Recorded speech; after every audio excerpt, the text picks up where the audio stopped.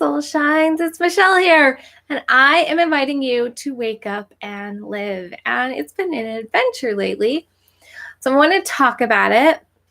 One of the things I want to talk about, I can tell, like my picture is catching up with me, and I'm like, not quite sure how to resolve this internet issue. Okay, so I wanted to talk to you about forgiveness. I think that today is actually a very appropriate day for it. It's 7:15 p.m. my time, which means 4 hours until it's 2019. Some of you, I'm pretty sure it's already 2019. Happy New Year. But it's a good time. There is a song that we sing in my church. It's not exclusive to my church. It's Ring Out Wild Bells. And as we were singing it this last Sunday, the thoughts that came to me were about how appropriate that was on a Sunday when we were talking about forgiveness. It's letting go of the old and ringing in the new. That's what the song is about. Letting go of the old, letting go of the darkness and bringing in the new. Which I think is incredible to think about. And that's kind of what happens when we forgive. We are letting go of something and making space for love. Hi. So in my church on Sunday, we talked about a situation where Jesus was talking to some people. Okay, so I'm not trying to be all religious on you guys. I know everybody has different beliefs and stuff, but whether you are a Christian or not, or whether you believe in God or not, or anything like that, there is an important message in this. And it was when Jesus was talking to, I believe it's Peter, and he was asking, the disciple was asking Jesus about how many times he should forgive somebody, and he said 7 times. And Jesus replied 70 times 7. And I think that's really important for us to take in. It doesn't necessarily mean that you are going to keep tally marks. This person offended me 490 times, and now it's 491, and I no longer get to forgive them. That's not what it's about. It's about letting it go, just letting it go over and over again. Just every time somebody hurts you, being the better person. Now, that doesn't mean don't have boundaries. You've got to have your boundaries. You got to take care of yourself. So if there is a person who you know is intentionally hurting you over and over again, don't let them into your life. That doesn't mean you can't forgive them. You can forgive them and keep them at a distance. It's totally okay. That's an important aspect that people get to learn about when you're setting boundaries, is knowing that it's okay to love and forgive people from a distance. You don't have to bring them into your life. Now, some of you may know Ho'oponopono, and in Hope, and I'm probably there's 4 sentences, and they go, I love you, I'm sorry, please forgive me, thank you. Yeah, thank you. Okay, so I've added another phrase to it. So when I do Ho'oponopono, I say, I love you, I'm sorry, please forgive me, I forgive you, thank you. I think there's so much power in adding that I forgive you. On Sunday, as we were talking about the 70 times 7, I thought, what if I said, I forgive you 70 times 7? And so congregation who I have struggles with.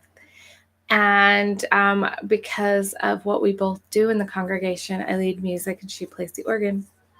Because of that dynamic, it's really a challenge.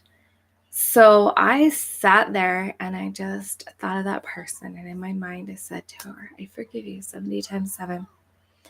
And I felt the, and when I looked at her after that, I noticed that my feelings towards her were soft. My heart has softened towards her, which I'm very grateful for. Oh, I bet you can hear me a little better if I'm in my mic closer. I forgot. So another thing, right after that, well, before I go into what happened right after that, I'm going to talk to you about anxiety. Um, I I've known for a long time that I have phone anxiety, and I've had some other kinds of things that are probably anxiety. Like, I remember the panic I had when I turned 16 and got to order food through a drive-through window. It was like super scary for me. And looking back on it, I realized that was kind of the beginnings of my anxiety issues. Um, it's not necessarily social anxiety. So um, that's kind of interesting to talk to people about it. We have similar experiences, but it's not quite the same. Um, Anxiety is kind of interesting to uncover because the difference between somebody who has anxiety and somebody who has regular fears, or even just a phobia, is there's so many things wrapped up and tangled inside of it. I can't just go back to my childhood and think of the first time I felt that kind of experience and heal it and expect it to go away, because there's usually a whole bunch of little events that all get wrapped around and entwined to each other. So it takes a little bit more um, to untangle it and heal each thread before it will go away. So I know this about anxiety, that there's a lot of contributing factors to it.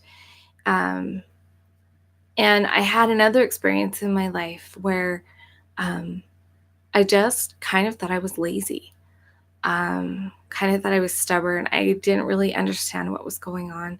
Um, I I knew that when I went out looking for a regular job, I bawled for 2 hours straight. I thought that it had to do with my um, my desires in my life not being aligned with what I was looking at. Um, and so that was kind of interesting because I had this like meltdown, a panic attack basically, and I didn't really think much of it in how it affected other areas of my life. I just knew that I would have this little meltdown where every time I tried to look for a job. I wasn't paying attention to the fact that every time I thought about looking for a job, I had the feelings begin inside of me. And I began to notice this last Christmas season that well, it's been coming on since some summer. My friends are doing amazing, a couple of them are doing amazing things in their business. They've got talking gigs over and over again. They are just like exploding, and like before you know it, like the whole world's gonna know their names, type of a thing. Like they're taking off in their businesses. And I hear about it and I start to freak out. I'm like, oh my gosh, that's like, oh my gosh, you're so busy. Like, oh, and I didn't really think about it um, as connection to this other thing where I would have a meltdown looking for a job. And then my friends, my one friend, she has 6 teenagers, just telling me about all the things that she's doing, and I'm just like, oh my gosh, you're so busy. And my other friend, she was like baking and baking and baking. Every time she talked about it, I would start to panic because she's so busy. And I was like, oh my gosh, how do you do it? So I thought that I was being lazy. And then the other day, I was like, this is crazy. There's got to be something I can do about it. And so I looked up like aversion to work, because it can affect my ability even to just take care of my house, take care of my kids. It's not just about going out and working, it's about like getting really busy, and it makes me anxious. And I realized that there is an actual anxiety. I don't know the name of it, but it's commonly called work aversion. So I found out I have this anxiety. I can't even tell you what a huge relief it is to find out that like there's something cause. It's not just like you're being lazy or whatever. It's a burden released just having an awareness of what it is. The other thing that comes with knowing what it is knowing how to get it. So I've been taking apart this anxiety one bit at a time. And one thread came up on Sunday. So after I forgave this lady, I had a very strong impression that I needed to forgive myself for my role in the situation that all of my anxiety seems to tie back into. It's like that situation in my life that took all of these beliefs that I had and wrapped them into one and created this thing that became my anxiety. Okay. So um, I I've realized I needed to forgive myself for my role in it. So I used the 70 times 70 and I forgave myself, and I felt the change. I felt um, there's an awareness comes. I did some healing work. When was the first time I blamed myself for things like this? Um, and I was able to do some changes and shifts, and it's pretty incredible. This morning, my friend posted on her Facebook group, she's got a challenge going on about money, and she wanted everybody to list all of their limiting beliefs and then post their most damaging one on Facebook post. And so I'm writing things down, and I'm like, that's normal. That's not like, I was like, yeah, okay, whatever. Oh, I still believe that one. Okay. And I wasn't really getting there. So I just said, okay, what is my most damaging limiting belief about money? And it came back to this same event and how I've basically blamed money for the situation that happened. And so I've been able to take this concept of forgiveness in another level and forgive money for money's role, and then go back and find the limiting belief that created that from a money standpoint. So I've been able to address two of the threads in this anxiety, and I'm really excited about that. In doing so, it's really interesting because the way Mate was created for me to get some of the marketing information that I wanted. There's a lady, her name is Beth Grant. She has a marketing alignment grid. It's pretty fantastic.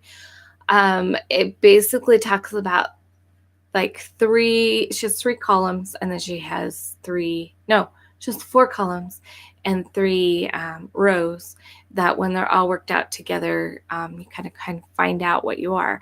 So just kind of, there's somebody that says that they're, and there's somebody that kind of has the I know the answer attitude, and we all are familiar with that kind of thing. Well, not everybody is that kind of a person. We are not all people that think that they have your solution. I'm never going to stand up here and say that this is exactly how you need to do it, because that's not the kind of person I am. I will never be that kind of person. I can't be that kind of person. But I am aware of where I fall in her grid, because that's 1 column in her grid, but there's 3 other types of people. And today I was able to get some more information for her. And I think that just lined up because I was able to release some of this silly, entangled mess. It's like untangling a ball of yarn or multiple balls of yarn that got all tangled up together. So that's kind of my thinking about things. Anxiety, I totally believe you can get over anxiety. However, I also believe that it's a little more complex than your average anything. I can kind of tell how that goes because of like spiders. I used to be terrified of spiders. I'm afraid of fires too. The problem with spiders is that I would freeze when I saw them. I couldn't do anything about them. They terrified me, and it was pretty crazy. Here's the thing that happens when you're releasing fears about spiders. And I don't know, maybe now with some of the new tools, I could go in and completely eradicate the belief or the fears about spiders. But I got to a point where I don't freeze when I am around them. I was able to eliminate it. And when people work with people with phobias, a lot of times they'll get them to where they're comfortable looking at pictures of a spider. They still look kind of creepy to me, but they don't make me panic, right? Like As long as the spider doesn't move and it just stays there, I'm okay. I'm okay as long as the spider is a certain size. If it gets bigger than that, I'm like freaking out. So I've been able to kind of eliminate parts of the fear. And anxiety is kind of like that. You have, because it's a bunch of fears together.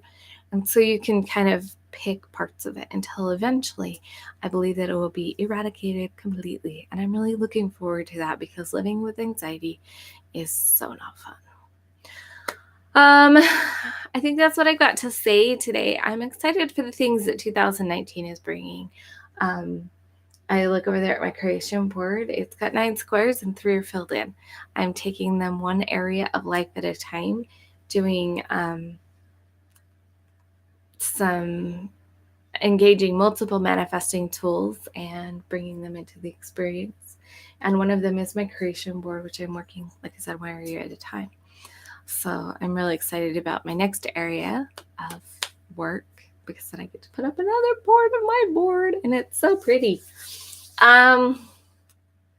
Anyway, just kind of what I'm sharing with you today, kind of what's on my mind, the thoughts that I have. Thank you for watching, and remember to let your soul shine big, bright, light, and beautiful, and I will see you next year. Happy New Year's, everybody.